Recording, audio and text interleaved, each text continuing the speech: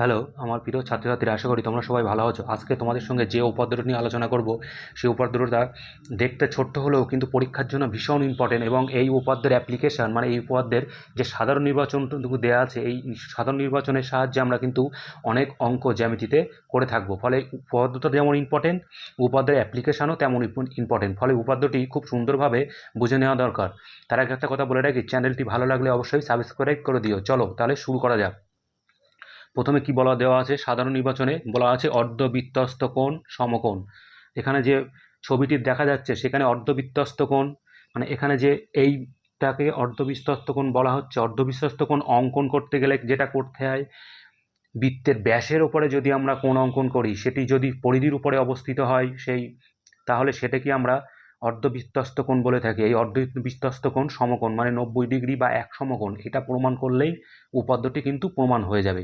তাহলে যেটা এখানে সাধারণ নির্বাচনে বলে দেওয়া আছে সেইটুকুই আমরা যদি অঙ্কের ভাষায় প্রদত্ত হিসাবে লিখি, সেটুকু কিন্তু প্রদত্ত হিসাবে লেখা যাবে। সেটা কি লেখা যাবে?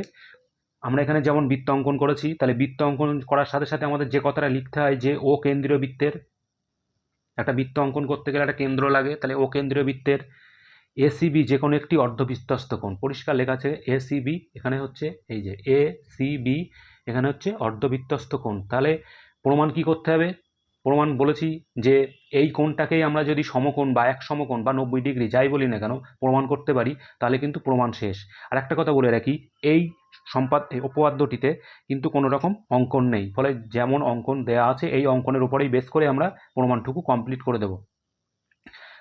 চলো তাহলে শুরু করা যাক। প্রমাণে কি আছে দেখে নেওয়া যাক। প্রথমে যেটা বলে রাখি, প্রমাণ করতে গেলে এখানে আমাদের আগের যে উপপাদ্যগুলো, মানে 32, 33, 34, 35, এই ধরনের উপপাদ্যগুলো কিন্তু আমাদের ভালো করে জেনে রাখা দরকার। না হলে কিন্তু উপপাদ্যের এই প্রমাণটা করতে কিন্তু অসুবিধা হবে, কারণ আগের উপপাদ্যের কয়েকটা জিনিস আমাদের এই উপপাদ্যে কাজে লাগবে। তাহলে কি আছে এখানে দেখা যাক। প্রমাণ মানে ও কেন্দ্রীয় বৃত্তের এপিবি। এখানে যদি দেখি আমরা ভালো করে, তাহলে ছবিটা যদি আমি আরেকটু পরিষ্কার করে দেখা যায়, হ্যাঁ এবার পরিষ্কার হয়ে দেখা যাচ্ছে। দেখো তাহলে এপিবি আর একটু দেখে নেই কি আছে। হ্যাঁ, প্রমাণ এপিবি। তাহলে এপিবি কি? এপিবি, এই এপিবি বৃত্তচাপের দ্বারা গঠিত সম্মুখে কেন্দ্রস্থ কোণ। কেন্দ্রস্থ কোণ সম্মুখে গঠিত কেন্দ্রস্থ কোণ কিন্তু আমরা বলবো এওবি, মানে এই কোণটা এওবি, এই কোণটা কিন্তু এওবি। এবং এসিবি ওই বৃত্তচাপের দ্বারা গঠিত সম্মুখে বৃত্তস্থ কোণ, মানে এইটা হচ্ছে বৃত্তস্থ কোণ, এটা হচ্ছে কেন্দ্রস্থ কোণ। পরিষ্কার বোঝা গেল? এওবি একটা সরলরেখা বোঝাচ্ছে, কিন্তু এটা একটা কোণ, অবশ্যই এটা কোণ। এই কোণটাকে আমরা বলতে চাইছিলাম, এই কোণটাকে এই কোণটাকে আমরা বলতে চাইছি কেন্দ্রস্থ কোণ, এই কোণটাকে আমরা বলতে চাইছি বৃত্তস্থ কোণ। তাহলে যেই আমরা একটাকে কেন্দ্রস্থ কোণ অন্যটিকে বৃত্তস্থ কোণ বলছি, যেটা একই বৃত্তচাপের উপর অবস্থিত, তাহলে আমরা জানি কি কেন্দ্রস্থ কোণ বৃত্তস্থ কোণের দ্বিগুণ হয়। তাহলে এওবি সমান সমান 2 ইন্টু এসিবি, মানে এই যে পরিষ্কার লেখা আছে এওবি সমান সমান 2 ইন্টু এসিবি, এই যে লেখা হয়ে গেল। এখানে যেটা লিখলাম এটা কিন্তু আগের উপপাদ্যের সাধারণ নির্বাচন থেকে আমরা সরাসরি এটা কিন্তু আর প্রমাণ করার, এই উপপাদ্যে প্রমাণ দেখানোর দরকার নেই, কারণ আমরা এই উপপাদ্যে যেটা প্রমাণ করব এটা বাদ দিয়ে বাকি যেগুলো আমরা আগে প্রমাণ করে এসেছি সেগুলো আমরা অবশ্যই সহজেই ব্যবহার করতে পারবো। তাহলে এখানে আমরা ব্যবহার করে নিলাম এওবি সমান সমান এসিবি।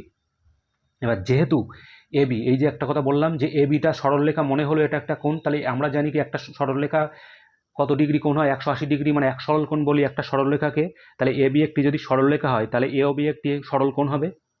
এওবি যদি একটা সরলরেখা হয়, এই যে এওবি, তাহলে এই এওবিটা একটা সরল কোণ। তাহলে এক সরল কোণের মান আমরা কত জানি? 180 ডিগ্রি, মানে 2 সমকোণ। তাহলে আমরা কি লিখতে পারবো এখান থেকে? পরিষ্কার লিখতে পারবো এওবি, এই যে এওবি সমান সমান কত ডিগ্রি, কত লিখতে পারবো? 2 সমকোণ। তাহলে এওবি সমান সমান 2 সমকোণ। আবার এখানে লিখছি এওবি সমান সমান 2 ইন্টু এসিবি।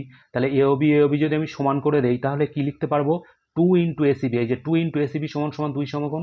কারণ এইটুকু জিনিস আর এইটুকু জিনিস সমান, কারণ হচ্ছে এইটুকু আর এইটুকু সমান। তাহলে পরিষ্কার আমরা লিখতে পারবো, বাম সাইডে যদি সমান হয় ডান সাইডটুকু সমান লিখতে পারবো। তাহলে এইদিকে যদি 2 2 কাটি আমরা পরিষ্কার, তাহলে কি লিখতে পারবো? এসিবি সমান সমান এক সমকোণ। এইটাই কিন্তু এখানে প্রমাণ করতে বলেছে। চ্যানেলটি ভালো লাগলে অবশ্যই সাবস্ক্রাইব করে দিও। চলো, ধন্যবাদ, ভালো থেকো, সুস্থ থেকো।